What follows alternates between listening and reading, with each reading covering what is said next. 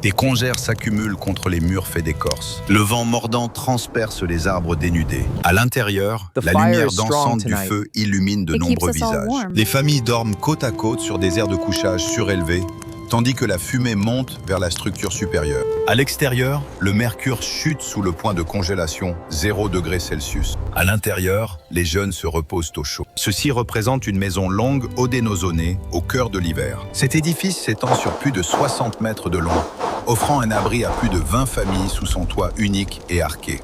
Chaque année, pendant 6 mois, de la mi-octobre à la mi-mai, ces communautés restaient confinées à l'intérieur, à l'abri du froid rigoureux, des chutes de neige importantes et des coups de vent incessants. Leur existence même dépendait entièrement de leur prouesse architecturale. La question pertinente n'est pas de savoir s'ils ont érigé un refuge. La question porte plutôt sur la manière dont ils ont conçu un édifice en bois, en utilisant uniquement de jeunes arbres, de l'écorce et des cordages, pour produire suffisamment de chaleur pour des dizaines d'individus, stocker 6 mois de provisions et de combustible, contrôler les fumées dangereuses de nombreux foyers et préserver un air respirable, le tout sans fixation métallique, mortier de liaison ou matériaux isolants contemporains. Les Haudenosaunais se désignaient comme le peuple de la maison longue. Cette désignation n'était pas figurative.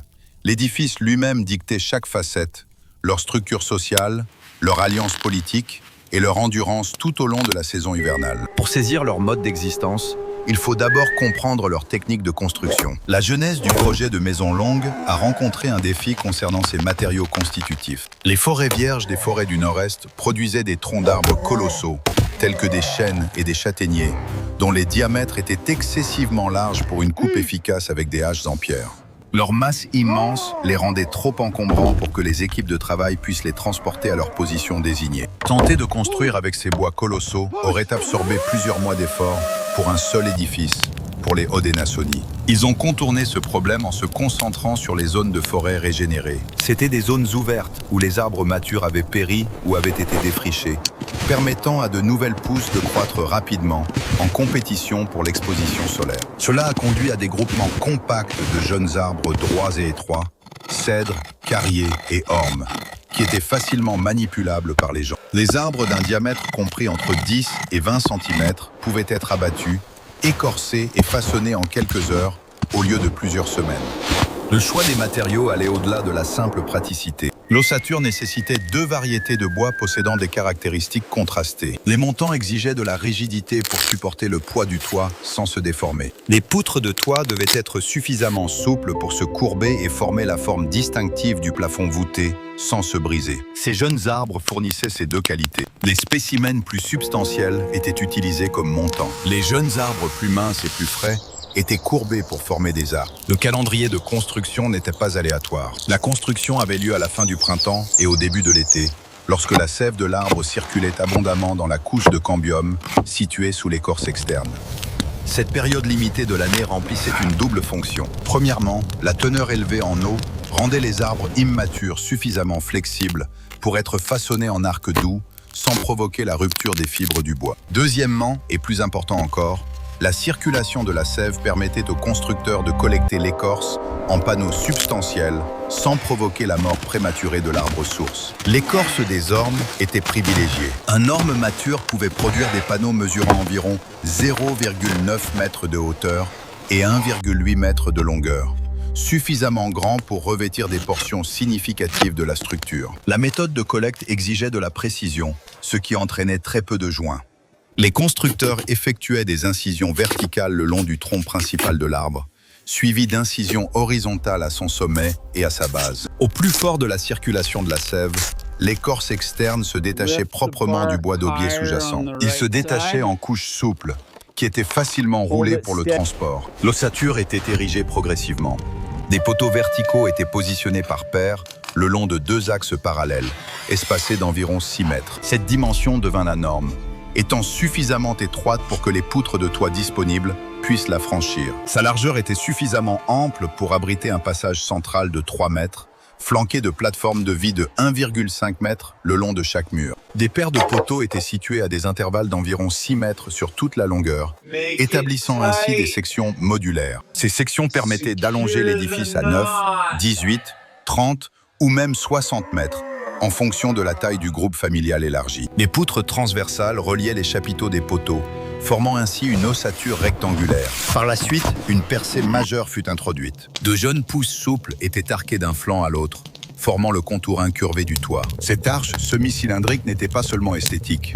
Elle représentait un exploit d'ingénierie thermique. L'ensemble de l'ossature était fixé par des ligatures. De longues sections d'écorce, généralement de tilleul ou de carrier, étaient tressées en cordage. Ni attache métallique, ni goujon en bois, ni assemblage à emboîtement n'étaient utilisés. Chaque jonction était formée par un cordage d'écorce méticuleusement enroulé et noué. Cette méthode semble rudimentaire si l'on considère les conditions environnementales dominantes. La saison hivernale entraînait des fluctuations drastiques de température. Le bois se contracte quand il fait froid et se dilate quand il fait chaud. La terre gelée se soulève à cause des lentilles de glace, s'affaissant ensuite pendant la fonte des neiges printanières.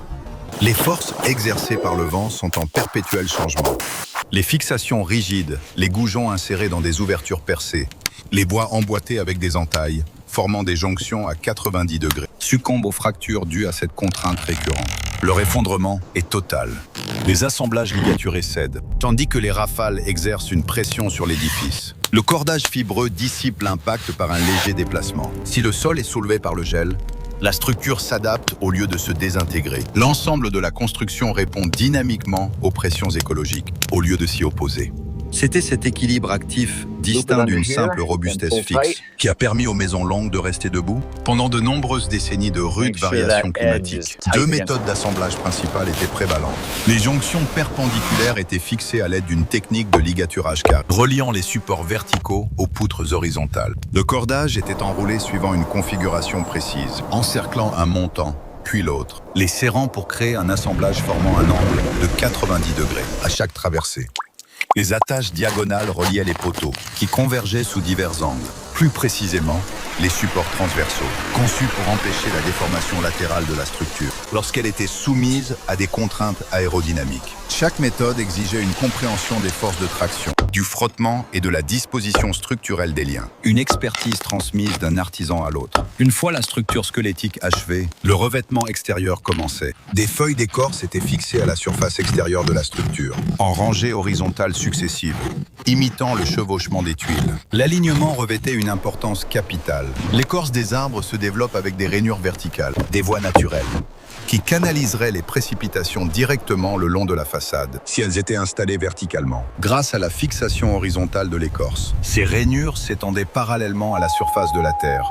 L'eau frappait l'extérieur et s'écoulait latéralement loin de la structure, empêchant la pénétration par les joints. Certains constructeurs ont perfectionné leur méthode en utilisant une herminette en pierre, un outil de coupe dont la lame est fixée à angle droit par rapport à son manche. Avant la pose, les rainures horizontales de chaque section d'écorce étaient méticuleusement lissées, créant une surface uniforme et plus plane, capable de repousser l'eau avec une plus grande efficacité. L'étape finale de la protection contre les intempéries consistait à fixer une couche supplémentaire de poteaux sur la surface extérieure, placée directement au-dessus du revêtement d'écorce. Cette grille externe comprimait fermement les panneaux d'écorce contre la structure interne, empêchant ainsi le vent d'accrocher les bords et de déloger le bouclier protecteur contre les intempéries. Le résultat était une enceinte à 3 niveaux. Une structure squelettique interne, une écorce isolante et un treillis externe pour la compression. Une fois les murs scellés, l'édifice était confronté à son dilemme fondamental. Les flammes procurent de la chaleur, qui soutient l'existence, mais le feu émet aussi de la fumée, qui est mortelle. Une maison longue d'environ 61 mètres de long accueillait entre 20 et 30 familles, soit de 60 à 100 individus. Les activités culinaires, le confort thermique et l'éclairage dépendaient entièrement de feux ouverts. Un seul foyer central s'avérait insuffisant pour chauffer toute l'étendue de la structure. La solution impliquait des foyers dispersés. Un seul foyer, situé dans le passage central de chaque section d'environ 6 mètres. Une maison longue d'environ 61 mètres pouvait potentiellement abriter 10 feux distincts, brûlant simultanément. Un total de 10 feux génère des quantités prodigieuses de fumée. Sans une circulation d'air adéquate, l'espace intérieur deviendrait rapidement inhabitable, se transformant en une enceinte toxique remplie de monoxyde de carbone et de fines particules en suspension. Cependant, assurer la ventilation nécessite de créer des ouvertures dans la toiture. De telles ouvertures permettent à la chaleur de s'échapper. Pourtant, la chaleur constitue l'objectif fondamental de l'édifice. Les Haudenosaunee ont conçu une méthode ingénieuse qui harmonisait ces exigences contradictoires. Directement au-dessus de chaque foyer, une ouverture pour la fumée était aménagée à travers la structure du toit. L'ouverture n'était pas laissée à découvert. Au lieu de cela, une section d'écorce la dissimulait, fixée de manière à permettre des modifications. Ce panneau pouvait être maintenu entièrement ouvert, presque entièrement scellé, ou incliné pour compenser la direction du vent dominant. Cette capacité de modification s'est avérée indispensable. Quand le temps était calme, les vents pouvaient être complètement ouverts, permettant à la fumée de s'échapper librement, tout en minimisant les pertes thermiques. En cas de fortes rafales ou de chute de neige abondante, l'ouverture se scellait plus hermétiquement, limitant le mouvement de l'air pour empêcher les courants descendants de refouler la fumée à l'intérieur de l'habitation et pour réduire la perte d'air chaud, précieux. La personne responsable de chaque foyer supervisait son conduit de fumée respectif, apportant des modifications continues en fonction des courants d'air, de l'intensité du feu et des conditions atmosphériques extérieures. Cependant, la simple circulation de l'air ne suffisait pas à résoudre le problème de la fumée. Les émanations avaient besoin d'une destination avant d'atteindre l'ouverture d'évacuation. La maison longue a transformé cette limitation en un avantage, en employant une disposition structurelle verticale. Le toit voûté en forme de tonneau formait une zone interne surélevée, mesurant environ 6,1 mètres du sol à son point le plus haut. La zone habitable ne s'étendait que sur les 3,7 mètres inférieurs. Au-dessus de cela, un espace vide d'environ 2,4 mètres subsistait. Les émanations provenant des foyers montaient naturellement, s'accumulant dans cette région surélevée avant de se diriger progressivement vers les ouvertures d'évacuation. Cette strate de fumée surélevée créait une couche thermique, retenant l'air chauffé en dessous et protégeant simultanément la zone d'habitation du toit froid. La couche de fumée n'était pas simplement tolérée, c'était une caractéristique intentionnelle de la conception, remplissant une fonction supplémentaire. Cela jouait un rôle vital pour traverser les mois d'hiver. La conservation des denrées alimentaires revêtait une importance capitale. Endurer un hiver de 6 mois nécessitait le stockage de volumes substantiels de produits récoltés. Le maïs, les légumineuses et les courges, le trio de cultures essentielles dans l'agriculture Haudenosaunee, devait être déshydraté, préparé et conservé à l'abri de la pourriture jusqu'à la période des semailles printanières. Le maïs déshydraté était tressé en longues nattes. Les légumineuses étaient conservées dans des récipients en écorce et chaque article était suspendu aux poutres du plafond dans la zone enfumée. La fumée agit comme un conservateur alimentaire. Les constituants chimiques présents dans la fumée de bois empêchent la prolifération des bactéries et repoussent les nuisibles. En gardant leurs provisions dans le flux continu de fumée, les Haudenosaunee ont transformé leur défi de circulation de l'air en une méthode de conservation efficace. Ces mêmes émanations qui rendaient l'atmosphère intérieure indistincte empêchaient leur provision de se gâter. Les documents historiques des ethnographes corroborent que l'environnement intérieur était excessivement enfumé. Cela ne représentait pas un défaut de conception. C'était plutôt un compromis qu'ils étaient prêts à accepter. Endurer une fumée constante était le compromis pour la chaleur et la conservation des provisions. Leur bien-être respiratoire à long terme était compromis au nom de la survie immédiate. La rigueur du froid hivernal ne laissait aucune autre option. La production de chaleur ne dépendait pas uniquement des flammes nues. La conception de la maison longue était conçue pour exploiter l'énergie thermique de toutes les sources disponibles, y compris ses habitants humains. Lorsque 20 à 30 familles dorment dans des quartiers exigus, une quantité substantielle de chaleur est générée. Un adulte au repos émet environ 100 watts d'énergie thermique, comparable à une ampoule à incandescence brillante. 100 individus produisent collectivement 10 000 watts, ce qui équivaut à la puissance d'un petit radiateur électrique pendant les mois les plus froids. Les familles maximisaient intentionnellement cet effet en dormant étroitement ensemble autour des foyers centraux. La chaleur corporelle fonctionnait comme une augmentation passive et constante de la chaleur du feu. La structure du toit incurvé améliorait la rétention de chaleur par le processus de convection. Dans un toit pointu, l'air chaud monte, s'accumulant et stagnant au sommet, créant ainsi une zone surchauffée bien au-dessus de l'espace de vie occupé. Cette situation fut fondamentalement modifiée par l'introduction de la voûte en berceau. Lorsque l'air se réchauffait près des feux et montait vers le plafond voûté, il suivait la courbe vers le bas en direction des murs extérieurs, établissant une boucle de circulation continue. L'énergie thermique ne se dissipait pas dans un vide inutilisé. Au lieu de cela, elle circulait continuellement dans tout l'espace habité. Le revêtement d'écorce lui-même n'offrait qu'une isolation minimale par rapport aux murs de terre robustes ou aux constructions en pierre. La stratégie de survie ne reposait pas sur la prévention des pertes de chaleur. Elle s'appuyait plutôt sur la génération de chaleur plus rapidement qu'elle ne pouvait s'échapper, et sur la régulation du taux de perte via une ventilation contrôlée. Le système fonctionnait sur un principe d'apport énergétique continu, plutôt que de dépendre d'une masse thermique stockée. Ce principe de gestion thermique se reflétait dans le plan du bâtiment. L'allée centrale de 3 mètres servait à la fois de zone désignée pour la gestion du feu et de voie principale de circulation. Adjacent à chaque mur, des plateformes surélevées s'avançaient d'1,5 m dans l'espace, positionnées à 30 cm au-dessus du sol en terre battue. Une telle conception surélevée s'est avérée indispensable. L'air froid descend naturellement. Le niveau du sol représentait la partie la plus froide de l'habitation. Se reposer directement sur le sol aurait entraîné une déperdition de chaleur corporelle par conduction dans le sol gelé. Le vide de 30 cm créait une couche d'air isolante. Les pots utilisés comme literie sur ces plateformes offraient une isolation thermique supplémentaire contre le froid. Ces plateformes remplissaient une triple fonction. Le jour, elles servaient de siège pour le repos et les tâches. À la tombée de la nuit, elles se transformaient en surface de couchage surélevée. De plus, l'espace sous elles était destiné au stockage du bois de chauffage. Stocker le bois sous la zone de couchage assurait sa sécheresse et sa facilité d'accès.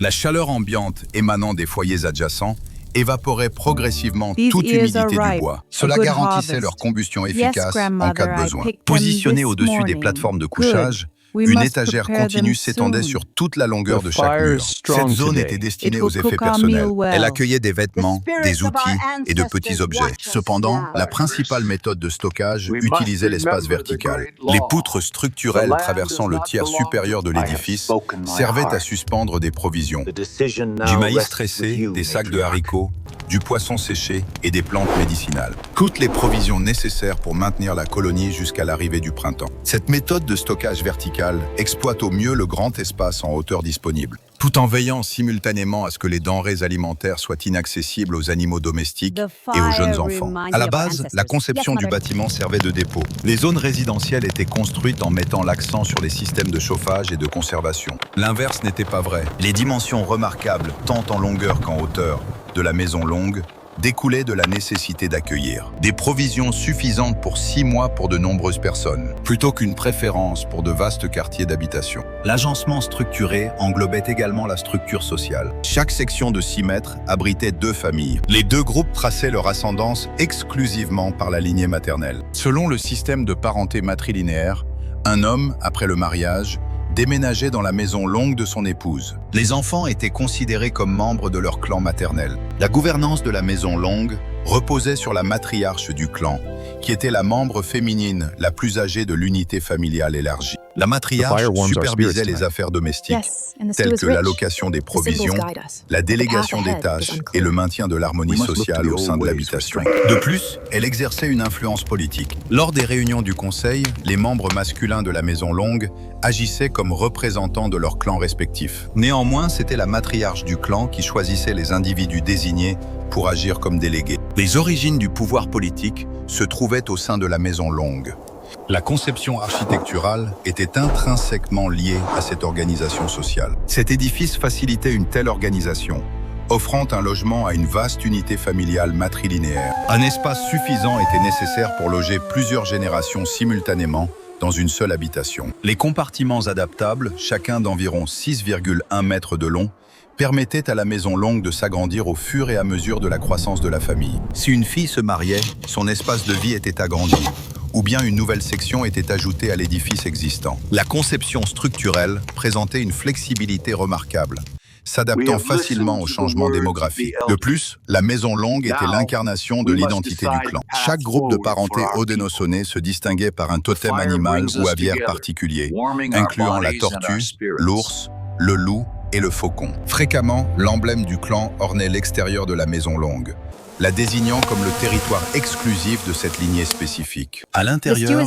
chaque habitant appartenait au même clan. Pour un individu affilié au clan de l'ours, chaque résident de la maison longue était considéré comme un parent. Ce cadre complexe de liens familiaux, de gouvernance et de conception architecturale constituait le fondement de la civilisation Haudenosaunee. Le cadre gouvernemental de la Confédération qui réunissait les 5 nations fondatrices, les Mohawks, Oneida, Onondaga, Cayuga et Seneca, était conçue comme une immense maison longue s'étendant sur tout le territoire. Le peuple Mohawk habitait le secteur Est. Par conséquent, ils assumaient le rôle de gardien du portail Est. Le peuple Sénéca habitait le secteur Ouest. Ainsi, ils devinrent les gardiens du portail Ouest. Ces nations protégeaient les limites géographiques de la Confédération, tout comme les murs d'extrémité d'une véritable maison longue protégeaient son intérieur des forces environnementales. Le peuple Onondaga occupait le domaine central.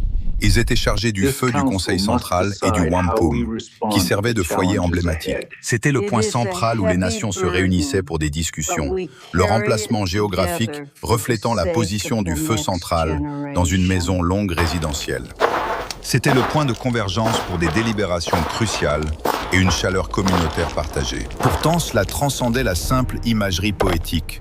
Cela représentait une forme tangible de conception gouvernementale. Ces principes furent transposés à plus grande échelle, passant de la sphère domestique intime à l'englobement de vastes dimensions territoriales. L'efficacité de leur cadre de survie collective, où de nombreuses familles cohabitaient, partageant foyer et habitation, gérant conjointement les ressources et fonctionnant sous une gouvernance matrilinéaire, a fourni un modèle fondamental pour la structuration de diverses nations. La conception architecturale a directement façonné le cadre gouvernemental. La charte fondatrice de la Confédération, la Grande Loi de la Paix, a organisé ces processus délibératifs selon ce paradigme de la maison longue. Les peuples Mohawk, Sénéca et Onondaga occupaient la position respectée de nations aînées. Inversement, les Cayuga et les Oneida étaient considérés comme des nations cadettes.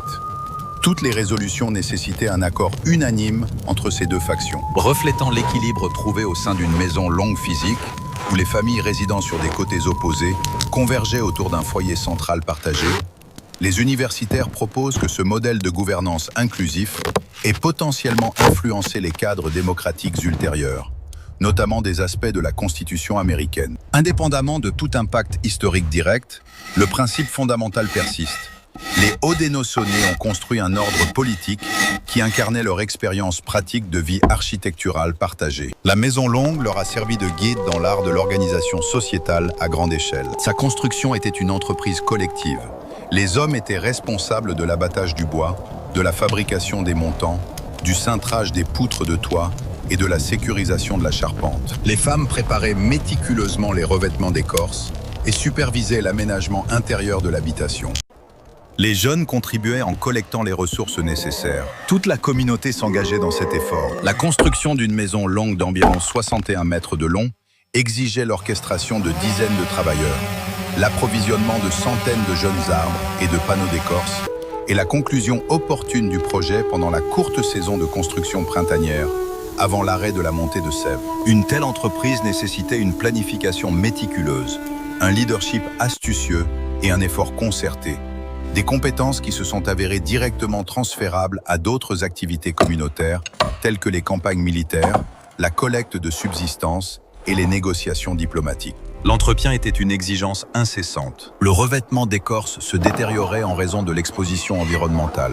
Son extérieur, perpétuellement assailli par les précipitations, le gel et le rayonnement solaire, s'amincissait et se fracturait progressivement au fil des décennies. Une fois que l'écorce recouvrant le toit s'est détériorée au point de ne plus être utilisable, elle a été déplacée vers les murs latéraux, où elle a subi un impact environnemental direct réduit. Lors de la dégradation finale de l'écorce des murs, de nouvelles sections ont été installées à sa place. Le bois mis au rebut a trouvé une nouvelle utilité. Les bases de canoës délabrées, des fragments d'outils endommagés et tout composant récupérable ont été intégrés aux efforts de restauration. Un tel système de matériaux circulaires s'est avéré indispensable, étant donné la difficulté inhérente à la relocalisation des établissements. Alors que les pratiques de culture les ancraient à des parcelles de terre particulières, les ressources forestières indigènes, comprenant le bois de chauffage et les matériaux de construction, diminuaient progressivement au fil des périodes successives. Maximiser l'utilité de chaque pièce de bois retardait l'exigence inévitable de quitter le lieu et de reconstruire leurs habitations ailleurs. Les découvertes archéologiques indiquent que les communautés déplaçaient leurs emplacements environ toutes les quelques décennies, généralement lorsque les réserves de bois de chauffage diminuaient et que la productivité du sol diminuait. La Maison Longue manquait de permanence au sens traditionnel, car sa construction n'impliquait pas de maçonnerie en pierre. Sa nature était semi-durable, suffisamment robuste pour persister pendant plusieurs décennies, mais conçue avec la compréhension d'un abandon éventuel et d'une reconstruction ultérieure. Le style architectural de la Maison Longue n'était pas exclusif au peuple haudenosaunais.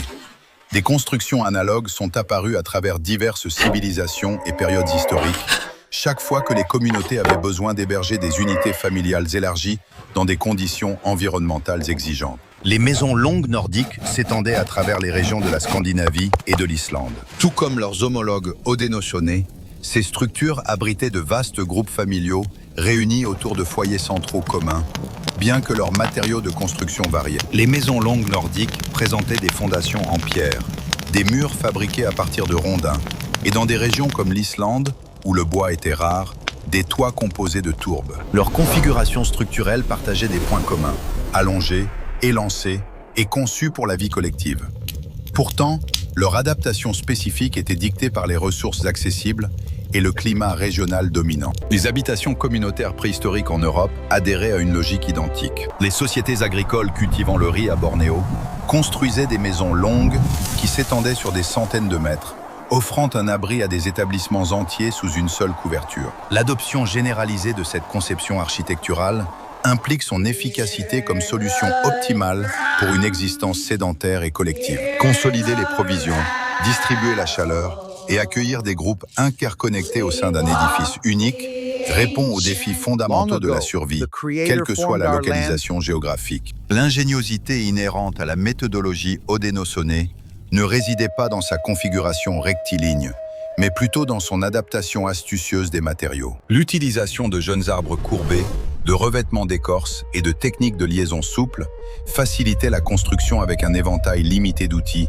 tels que des haches et des herminettes, tout en assurant une rapidité exceptionnelle. Les peuples nordiques avaient besoin de scies, de perceuses et d'une menuiserie experte pour façonner des poutres en bois substantielles. Les haudenosaunais construisaient leurs habitations en utilisant des ressources forestières durables récoltées chaque année. Cette efficacité englobait également la régulation de la température. La méthode de la hotte à fumer, combinant la circulation de l'air et la protection des provisions, était une caractéristique exclusive des maisons longues des forêts du Nord-Est. Alors que les Vikings laissaient la fumée s'échapper par des ouvertures de toit, ils n'ont pas intégré cela dans une méthode de conservation des biens. Les haudenosaunais ont transformé le problème de la fumée en un moyen de stockage efficace. La maison longue a persisté non seulement comme une structure, mais comme un aspect fondamental de leur identité. Suite à la perturbation des arrangements d'habitation coutumiers par la colonisation européenne, les bâtiments tangibles ont disparu de vastes zones, mais leur importance culturelle a perduré. Actuellement, des groupes tels que la bande indienne Nas Waiwash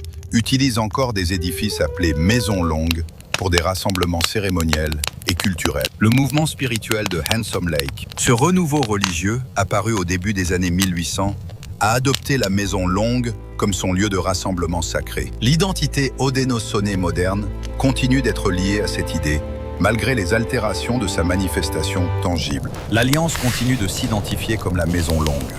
Le cadre gouvernemental institué plusieurs siècles auparavant reste opérationnel. Le peuple Onondaga conserve la possession des ceintures de wampum, qui servent de documentation historique de l'Alliance et préside le Grand Conseil. Cette analogie perdure en raison de son efficacité. La conception architecturale a démontré un succès si remarquable en tant que paradigme pour structurer l'existence communautaire qu'elle a transcendé la durée de vie des édifices réels. Ce qui perdure est un témoignage de l'ingéniosité employée dans la quête d'une existence continue. Confrontés à 6 mois de froid intense avec seulement du bois, de l'écorce et des outils lithiques à leur disposition, les haudenosaunais ont conçu un édifice capable de produire de la chaleur, de protéger les provisions, de contrôler la fumée, de conserver les denrées alimentaires et d'accueillir des foyers multigénérationnels. Ils l'ont construite en utilisant des ressources durables, récoltées dans des forêts cultivées, ont organisé des efforts de travail communautaires et ont maintenu les structures par une restauration et une réaffectation continue.